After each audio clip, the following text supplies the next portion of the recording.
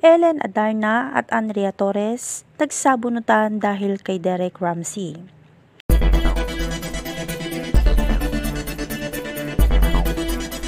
Isang mainit na eksena ang naganap kamakailan nang magharap ang dalawang kilalang aktres na sina Ellen Adarna at Andrea Torres. Hindi inaasahan ng publiko na mauuwi sa pisikalan ang komprontasyon, ang tensyon sa pagitan nila matapos masangkot ang pangalan ni Derek Ramsey na siyang sentro umano ng kanilang alitan.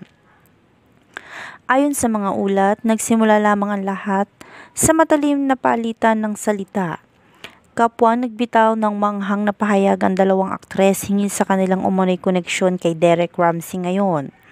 Sa simula ay tila simpleng diskusyon lamang, ngunit nang hindi na mapigilan ng emosyon, nauwi ito sa mainit na sabunutan na agad namang pinaghiwalay ng mga taong nakapaligid sa kanila. Maraming nakasaksi ang agad nagbahagi ng video at larawan sa social media, kaya kumalat din ito agad-agad.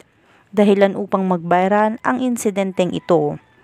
Ilang netizen ang nagpahayag ng pagkadismaya habang ang iba na may tila natuwa at tinuring itong eksena sa teleserye na nangyari sa totoong buhay. Samantalang nananatiling tikom ang bibig ni Derek Ramsey hinggil sa pangyayaring ito.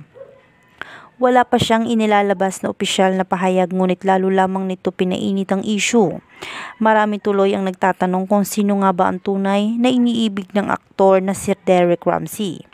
Si Ellen na naging bahagi ng kanyang nakaraan o si Andrea na di umani may bagong namumuong koneksyon sa kanila. May ilang sumusuporta kay Andrea, sinasabing siya raw ang mas nararapat dahil tahimik at hindi pala away ito. Ang ilan na may dumepensa kay Ellen at idinidin na hindi dapat husgahan ng aktres dahil sa matagal na niyang relasyon kay Derek. Sa ngayon, hindi pa malinaw kung maayos pa ang gusot na ito o lalo pang lalaki ang kontrobersya.